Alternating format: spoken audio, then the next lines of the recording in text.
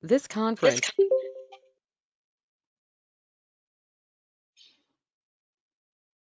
Great. So hi everyone. I welcome to this session. We are going to discuss sentence correction. Some more concepts about sentence correction in this session. Uh, yes, Kathy, I'll share with you this PDF after the class. Don't worry. Now, coming to the session. First of all, thank you for joining on Sunday afternoon. Uh, Now we were discussing, some of the questions last time when we were discussing sentence correction questions, where we encountered certain words which were starting to act as an adjective or adverb, but they were not typically adjective or adverb. And I guess some of you asked that question also in the previous session, that why is it not called an adjective, or why is it not called an adverb? Now there are few things which you need to keep in mind. First of all, whenever we have a particular word, so for example, uh yes, Pranav, we will share the PDF, don't worry. This PDF will be uploaded in your course account itself, don't worry. Now, coming back to what I was saying, suppose whenever you are going through, say, a dictionary, and you look out for a verb. So for example, if you look out for the verb run, or walk, or talk in dictionary, how is this word usually written in dictionary? Do you find it as no just written as run, or the moment they have written run, they write typically in the explanation and in the bracket that it is usually used as to run, or to walk, or to talk, right? Does that happen when you look out for verbs in dictionary? Correct. So so the point which all of you should remember while we are studying the grammar part, the sentence correction part, is the simplest form in which we use verb in a sentence is called participle. It's called participle, in the sense that when it is starts to modifying any word. But if I talk about how the verb is written in dictionary, that is to run, to walk, to talk, that is called the infinitive form of verb. So basically, the infinitive form of verb is the simplest form of verb which we typically use when just mentioning the verb at an absolute level, in, say, in a thing like a dictionary, or when we are just saying that run, when we are just, say, asking someone, okay, go Pranav, run. No, go Pranav, talk. Go Pranav, steady. So that's where we use the simplest form of verb, and it has nothing more to it. And that's where that particular form of verb is called infinitive. That is, it could have infinite inferences to it, or say it could, it's not limited to any particular thing. That's where we call the form of the verb as infinitive when it is in the simplest form. But like some of the questions which we encountered in the previous session, if my verb is modifying a noun, or another verb, or a noun phrase, or a verb phrase, at that particular point of time I will call my form of verb as participle. So participle is basically a form of a verb which is used to modify any other word. Now this could be a noun, this could be another verb, this could be this could be any object. That's what this participle form of verb is modifying. So for example, if I say to rise is an infinitive, in infinitive form of verb, no, and the verb is rise. But if I say the risen sun, it's a participle form of verb. Or if I say the rising sun, it's again the participle form of sun, participle form of the word rise, which is used to modify the word sun. And if I use the risen sun, it's basically a past participle because it's indicating an event which has happened earlier. If I say the rising sun, it becomes something which is happening in present. Very rare cases you will find anything like future participle, Mostly it is past participle and present participle where we use these kind of words. So you don't need to worry a lot about the future participle aspect. You need to focus more on the past participle and the present participle. So do you understand now the difference between infinitive and the participle form of verbs? The first column which you see over here in the table, to rise, to boil, to break, to cook, all these are infinitive forms of verb. Okay, and the moment I say the boiled water, it becomes the participle form of the verb to boil. The boiling water, it becomes the present participle. Is it clear? Are you all getting what I'm trying to share with you over here? I don't know, what do we call as infinitive, what do we call as participle. Now there are certain rules which we need to follow or which we need to remember when it comes to infinitives and participles from the perspective of sentence correction question. And we are going to look at some of those rules in this session. So let's move ahead. I will give you this PDF after this session, so don't worry. Don't worry, I'll give you this PDF after the session. So I guess Andrela is asking me to explain the difference once again. So let me just quickly explain once again. So the most basic form of verb, that is to run, to walk, to talk, to boil, that is called the infinitive form of verb. That is the verb in its most basic form. That is called infinitive. But the moment I am using the verb to modify a noun or another verb, it is called the participle form of verb. And basically the participle form of verb, it is acting as an adjective when it is modifying a noun. It is acting as an adverb when it is modifying a verb. So we can say that the participle form of verb is either an adjective or an adverb. So if I have to say it in terms of sets and subsets, I can say that all participle forms of verb, they are either adjective or adverb. But all adjective or all adverbs are not the participle forms of verb, because I could have a different kind of an adjective, I could have a different kind of an adverb. But definitely each and every participle form of verb is going to either adjective or adverb, because it will be modifying either a noun or an adjective. However, infinitive does not modify anything. Infinitive is used in the absolute form. Is it clear, Andrila? Is it clear, everyone? Perfect. Great. So moving ahead and moving to some basic rules, you will get this PDF, so don't worry, everyone. Now there are certain verbs like ask, advise, allow, command, force, forbid, invite, encourage. Whenever you find these kind of verbs, which typically in the sentence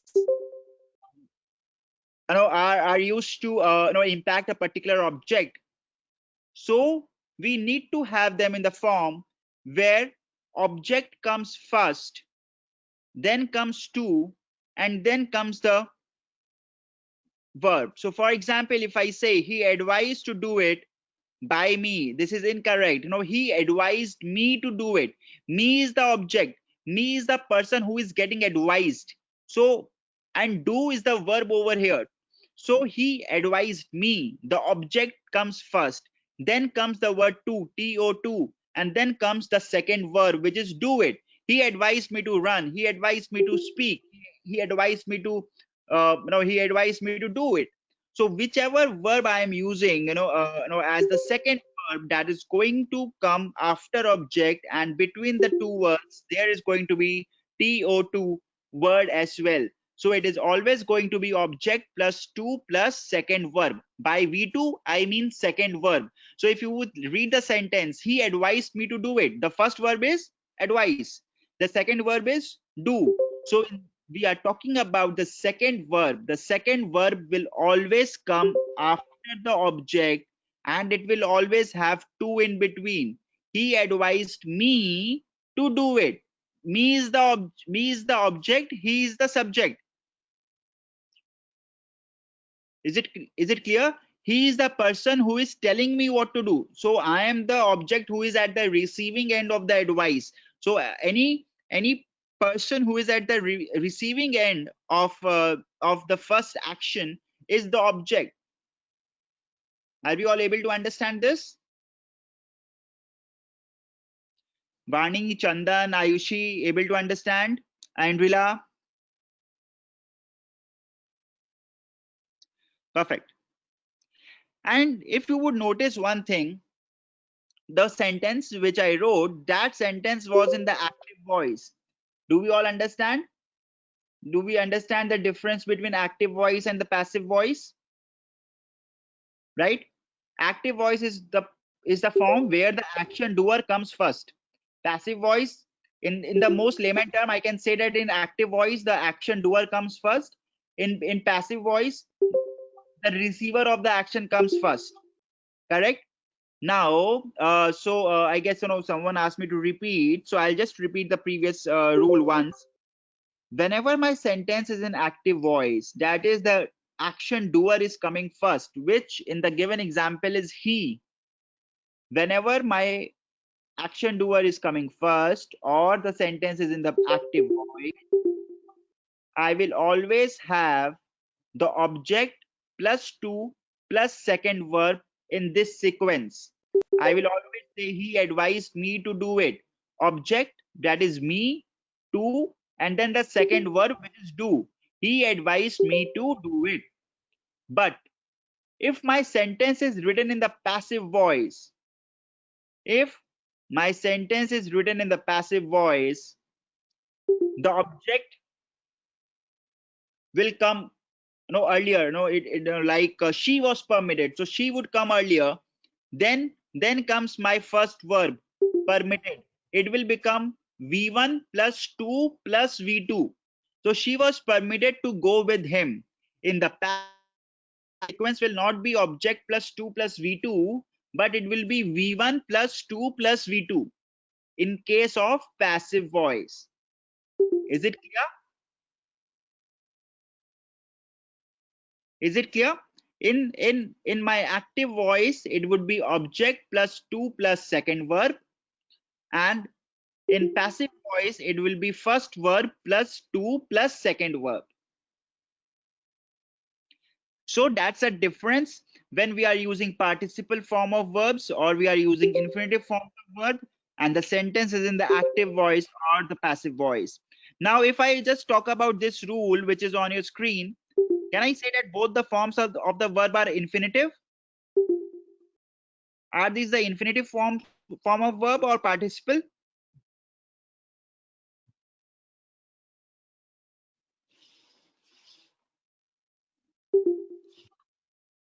Right, right. It is infinitive form of verb. Now, the next rule. It's something which I see a lot of people make mistake, and this rule is specifically pertaining to the word no. K-N-O-W. No. No is followed by how, where, when, and why, and the infinitive form of the verb. I know to write a letter is incorrect. I know how to write a letter is correct. I know where to go. I know when to do this. I know why are you doing this.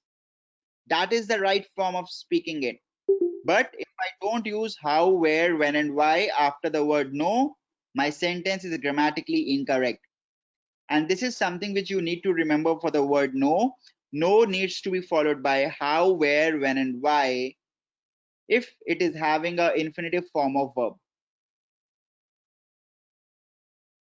I can always say I know this, but that sentence is not using the infinitive form of verb. But if my no is followed by infinitive form of verb, it has to have how, where, when, and why in between. It will be no plus how, where, when, why plus infinitive form of verb. Is it clear? We will give you a lot of questions to practice around this, don't worry. But that's how the overall concept for know and infinitive goes.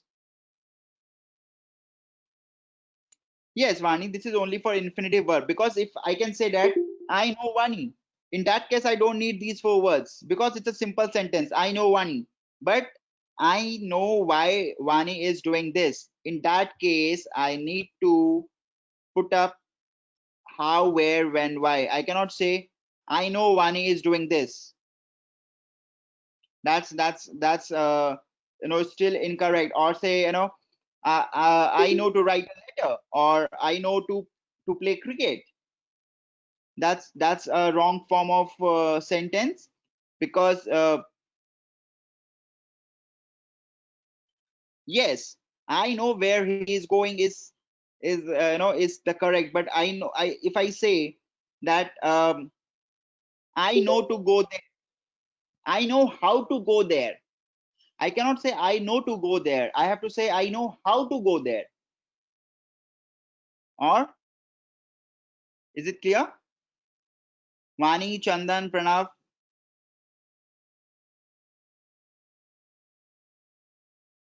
Yes, so this rule is restricted to the infinitive form of verb. It may not necessarily apply to the participle form of verb. This has to be restricted to infinitive form of verb only. That's why I know to go there is wrong, because to go is the infinitive form of verb.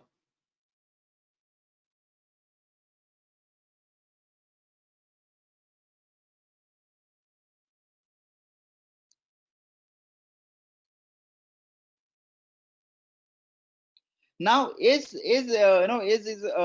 cannot be particularly said to be the infinitive form of verb. So even if I say I know someone from other branch, is correct. I know someone from other branch, it's correct.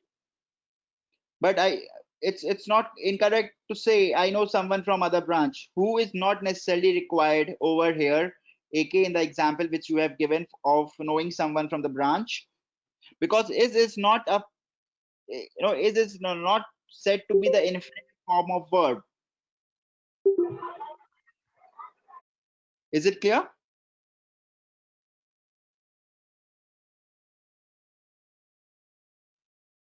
Now another thing which we need to keep in mind is, while we do say that in the infinitive form of verb, we typically put to before the verb. For example, to run, to do, to know.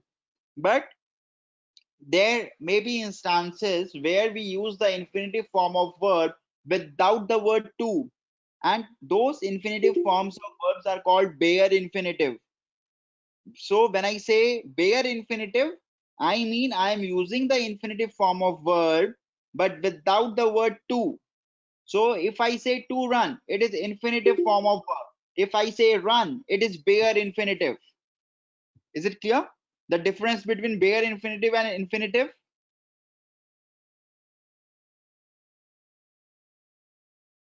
Bare infinitive is the form of infinitive without the word to.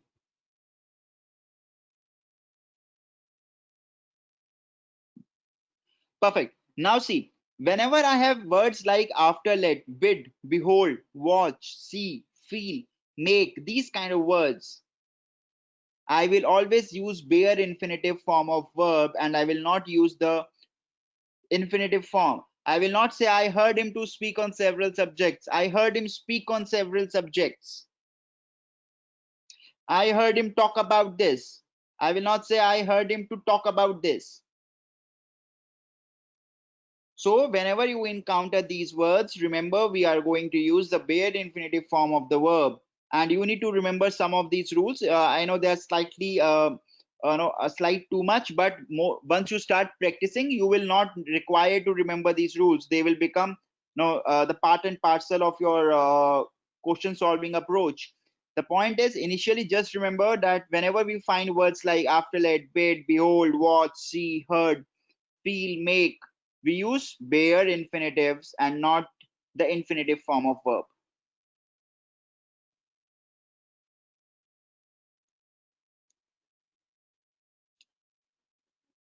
Another set. Do we understand what is model auxiliaries? Anyone who can tell me what is model auxiliaries or what is auxiliaries?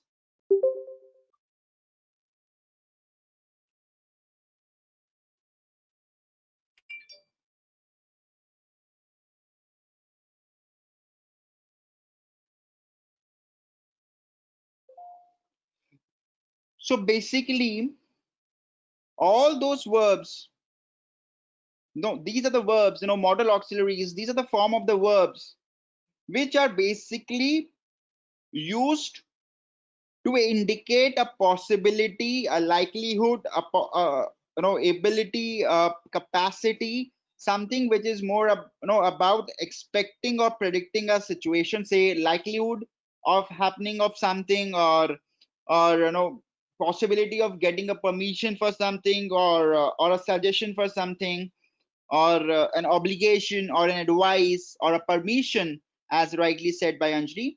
So those kind of words, those kind of verbs which refer to this kind of a modality, this kind of a possibility, are called modal auxiliaries. At the end of the day, this is nothing but a form of a verb which is being used for a specific purpose. Is it clear? And what are these verbs? These verbs are can, could, may, might, shall, should, dare not, need not. Dare not is an advice, need not is again an advice.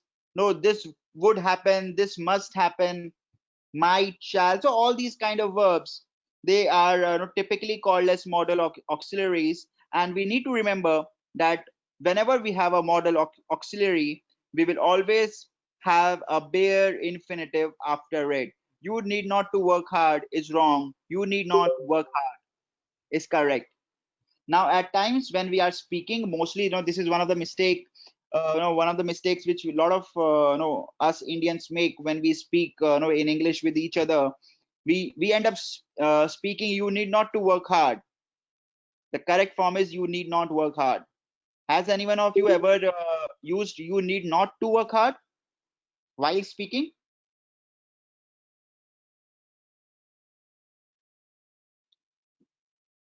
Good. So it's good if you have not used made these kind of mistakes. Molly, it's completely fine. Bhavya, it's completely fine. A lot of us do it. A lot of us do it. So it's a very common thing. But just, and that's why if we will find this kind of a thing in a sentence correction question, we will end up thinking that this is correct because it's a part of our communication in day-to-day life. And that's where we need to ensure that we remember this rule, that whenever we have a modal auxiliary like can, could, may, might, shall, need not, dare not, we always use a bare infinitive.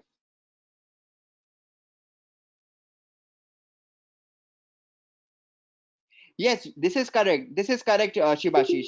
But I'm not here talking about don't need, I'm talking about need not. And need not is not same as don't need. Need not is a command. Don't need is a normal affirmative sentence. Need not is a command. Need not is a modal auxiliary. So we will remember this rule.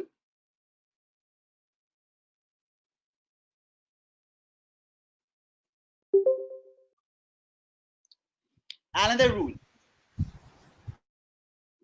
we would have seen that we encounter things like had better, had rather, as soon as, had sooner. Bhavya, you need to work hard is correct, because you need to work hard is not a modal auxiliary. Need becomes modal auxiliary when I'm saying need not. If I say you need not to work hard, that is wrong. You need not work hard is correct, but you need to work hard is correct. Need not is a modal auxiliary, not need. Now last time also when we were doing some questions, we encountered words like had sooner, had as soon as, had rather. Now these words are also always followed by bare infinitive. They will not be followed by a normal infinitive. The meaning of a modal auxiliary, Vipul, is where I am trying to come up with a verb which is indicating a possibility, a advice, a permission, a dare, an on order. Whenever my verb is playing that role, I call it as modal auxiliary. Okay. Now, when I encounter words like had better, had rather, had as soon as, etc. Yes, Anushka.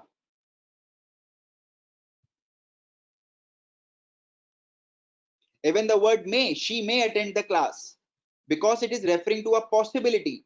She may attend the class. I will not say she may need to attend the class. That's no, that's wrong. I should say she may attend the class. May and need anyway cannot come together.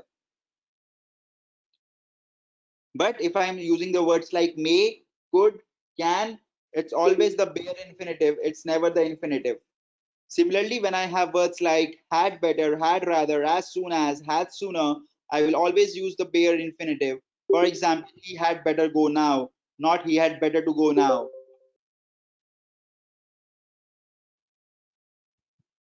Will you remember these set of words as well? Had better, had rather, as soon as, had sooner, and that they are always followed by a bare infinitive and not by a infinitive.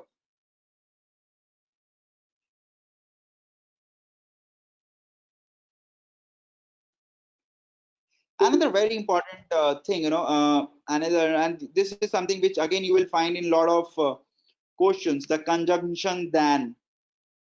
This conjunction is something which comes in a lot of sentences which you may encounter in sentence correction questions.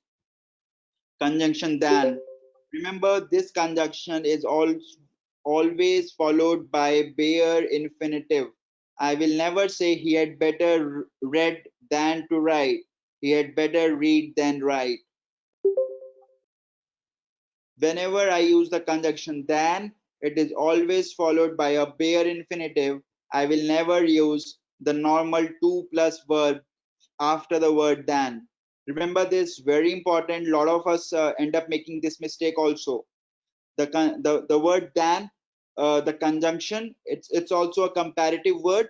It's also used as a conjunction as well as a comparative word. It's always followed by bare infinitive. It will not be followed by a regular form of verb, that is to plus verb. This was another rule which you should definitely remember. Now, another interesting rule is, whenever you find the word but, I see that a lot of people use to after the word but, which is wrong. The word but is always followed by bare infinitive. Have we all made this particular mistake while speaking? Again, this is something which even I used to make long, a mistake I used to make long back. He did nothing but to wander, right? And if we will encounter this sentence in the exam, we'll think that this is correct because that's how we speak, but it is incorrect. He did nothing but wander. The word but, whenever used as a preposition and is preceded by a verb, will always have the bare infinitive after it. Remember the situation. Don't just blindly put, remember that after verb, after but, I will use the infinitive or say the bare infinitive. No. Remember, whenever the word but is having a verb before it, did nothing, it's a verb which is coming before the word but. So when I have a verb before the word but, then I will have another verb in the bare infinitive form which is coming after but. This is only for this situation. When but is preceded by another verb, then the verb which is succeeding the word but will be in the bare infinitive form. Will you remember this? Easy to remember, a mistake which we often make, but we are not going to make from now.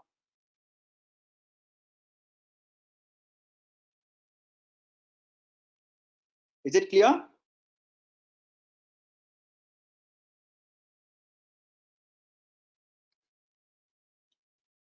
Anushka, Vani, Molly, Chandan. Okay, perfect. Great, Andrilla. Cool. Now, coming to the participle form of verbs. Now, we talked about the participle form of verbs. Every time I use a participle form of a verb, the sentence is mandatory to have a subject of reference. I should know that what subject is my participle form of the verb referring to. Being a rainy day, which I decided to stay at home. What is no being is my participle form of verb. What is the verb? Be is the verb. Being is the participle form. What is it referring to? It being a rainy day. Whenever I use the participle form of the verb, it needs to have the subject of reference. And again, if I talk about this sentence which I have given over here, most as per my experience, 9 out of 10 times we will think that this is correct. If this above sentence was there in front of you, how many of you would have considered it to be correct? Being a rainy day, which I decided to stay at home.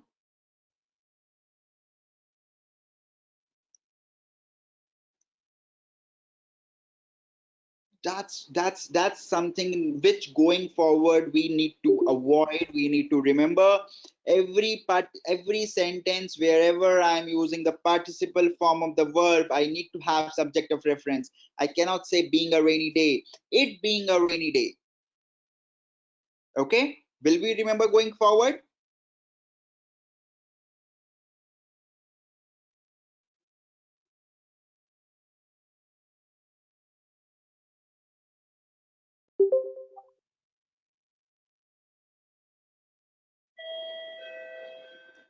Another question which we need to remember, another rule which we need to remember is whenever we are talking about using the word having for a completed action. Now, whenever we talk about action in English, what are the three possibilities? First, action has happened in past and is a completed one, or it may be even an incompleted action of past. But here we are talking specifically about the scenario where my past action is completed. I'm using the word having to refer to it. Then what I need to remember is that the word having needs to be followed by second form of verb in the active voice. And if I'm using the word having been, I will use the second form of verb or being in the passive voice. Is it clear? Do you understand? If I use having, it has to be followed by verb second form in its active voice. But if it is having been, I will use the second form of verb and its passive voice. So Vani, what I'm saying is, if I have to use the word having to refer to a completed action, I can use it in two ways. I can only say having, or I can use the word having been. If I use the word having, I need to follow having with another verb which is in its second form but in active voice. But if I've written having been, I will follow this with a second form of verb, but this time in passive voice. Having been means I am going to use the following verb in the passive voice. Having and only having means I am going to use the following verb in the active voice.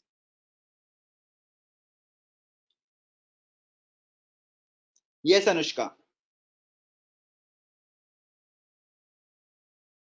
Is it clear now, Vani? Anushka?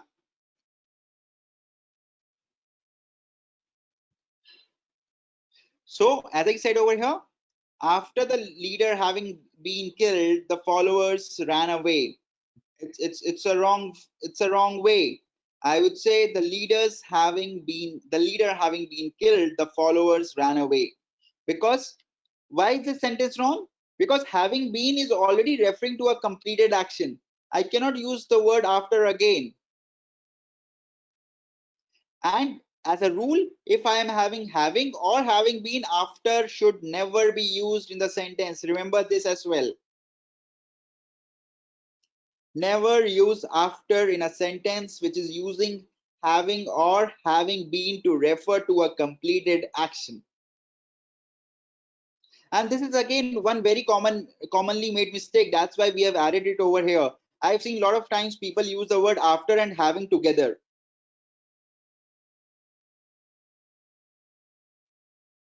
Atul, it will never be having been being. It will be having being. I will either use been or I will use being. It's a very rare form, so you don't need to worry about it. What more importantly, something which we need to remember is, and again, this is one mistake which again I used to make in my childhood. I will use the word after and having been together, which is wrong. Yes, Anushka, this is correct. After the leader was killed, the followers ran away. This is correct. But after the leader having been killed, the followers ran away is wrong. This rule is specifically for having and having been. If I have having or having been in the sentence to refer to a completed action, I won't use after.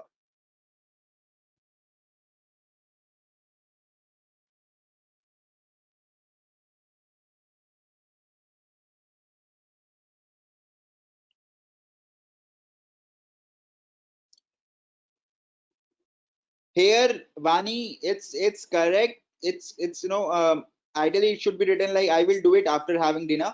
However, if you talk about this, you are not referring to a completed action. My rule is specifically about the scenario where I am using the word having or having been to refer to a completed action. You are talking about an action which is yet to be completed. Understand the difference? After having dinner, I did it is wrong. After having dinner, I did it is wrong. The followers ran away. I'm not saying the followers will run. I'm saying the followers ran away. So I'm talking about the past. I'm talking about a past action. Is it clear now?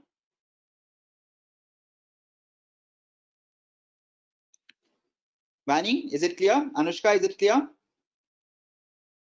Atul, Shibashish, is it clear?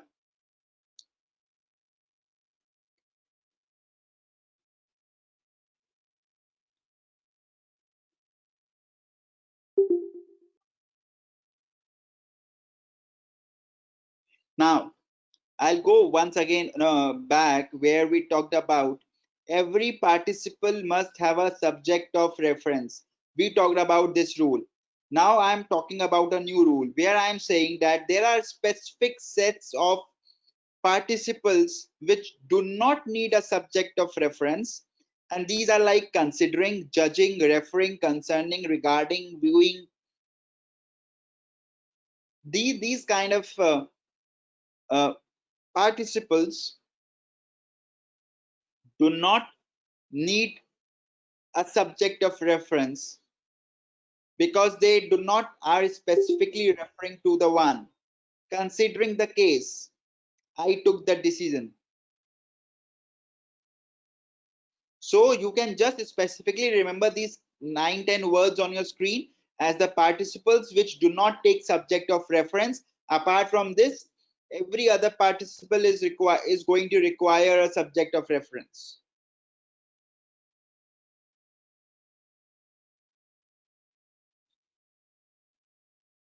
Is it clear? That while we generalize the rule that all participles require subject of reference, which we use in the case of rainy day, there are 9 to 10 participles which do not take subject of reference, basically because the contextual usage in which they are used, and these are majorly words like considering, judging, referring, concerning, regarding, viewing, where we do not need a subject of reference mandatorily. Is it clear? Let's now say practice something. Tell me for this sentence on a screen. What would you put over here?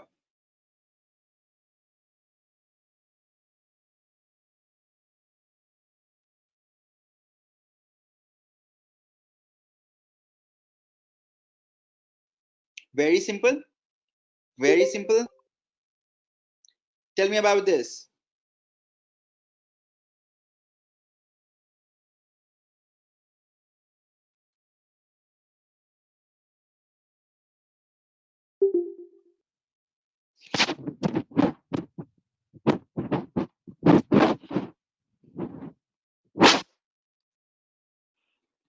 And we all are confused whether to use the word to take or taking.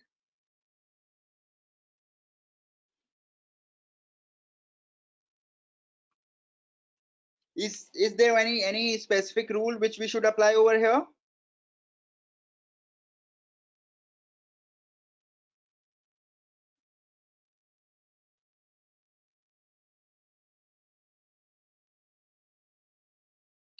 Is the word effort always required to be followed by a infinitive form of verb or by a participle form of a verb?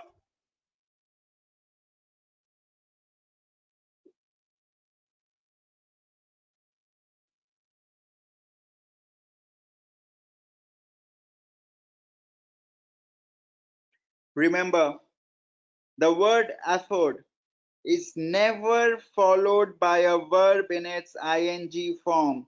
You will always use the infinitive form. You will never use the ing form after the word effort. It is always I cannot afford to do this. I will never say I can't afford doing this. The word effort is always followed by the infinitive form of verb. The correct answer is to take. We can't afford to take vacation this summer. Remember this very commonly made mistake. It's completely okay if you made the mistake right now, but remember not to make it again. Tell me about this. Question sentence number 3.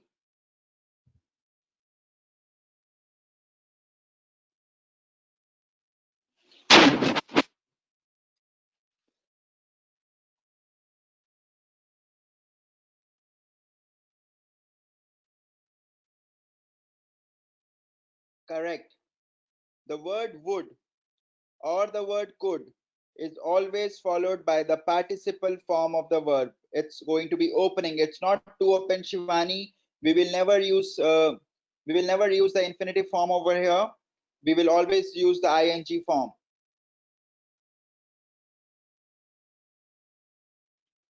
We will never use the infinitive form. We will always use the ing form after the word would. Would you mind opening a window? Though it should ideally be the window, but it's okay, and they have mentioned it as like a window, but ideally the window. Would you mind opening the window, or would you mind opening a window? Question number 4.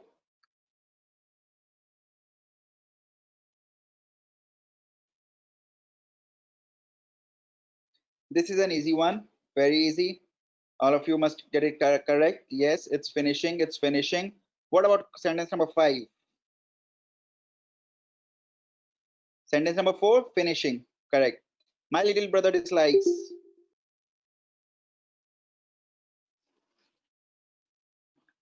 What about the word dislike?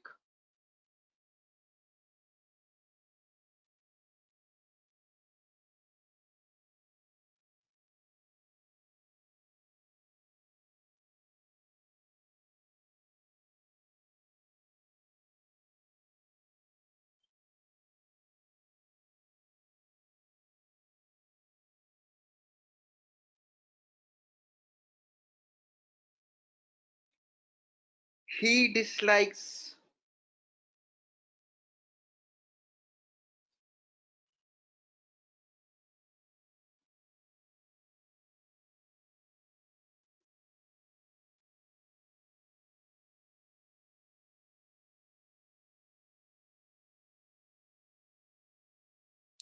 So remember, I will share with you this list also. Possibly I'll share with you today itself. I will upload a small a one-pager ebook in your course. So there are certain words which need to be followed by ing, and there are certain words which need to be followed by to. So the case of afford, the sentence number 2, afford is always followed by the infinitive form of verb, which is to. So we can't afford to take vacation this year. Similarly, the words like dislike, they are always followed by the ing form of the verb. My little brother dislikes having his hair brushed. It's having his hair brushed. Having is the correct answer. Sentence number 5, Anushka. My little brother dislikes having his hair brushed.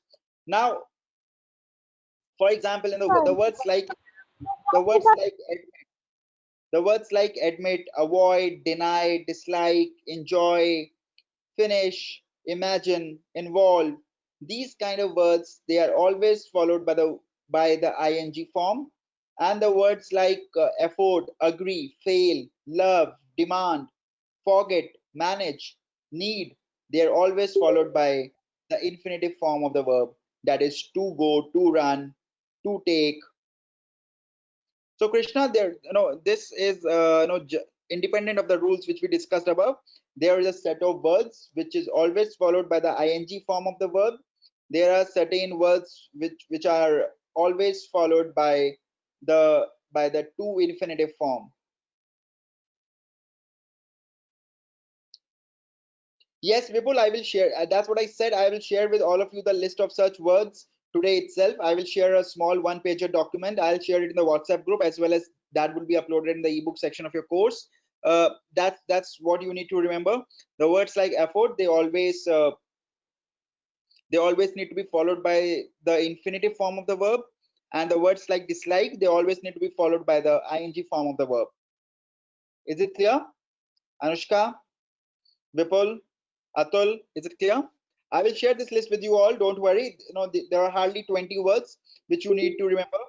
I'll share this list. Great. So with this, we come to the end of this quick session. I hope you could. My father hates. Good one. Who is going to reply to this?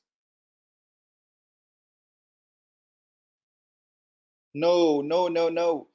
Hate is followed by to. Hate is to. Hates to wear. My father hates to wear. Let me share the list. Let me share the list. You will remember these words. It's hates to wear.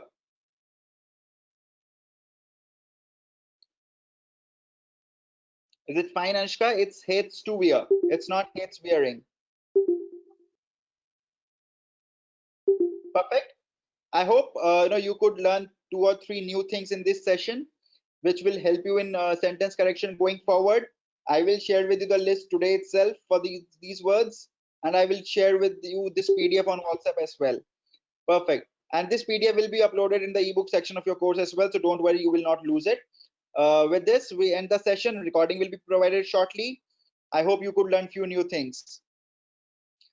Thank you, everyone. Thank you.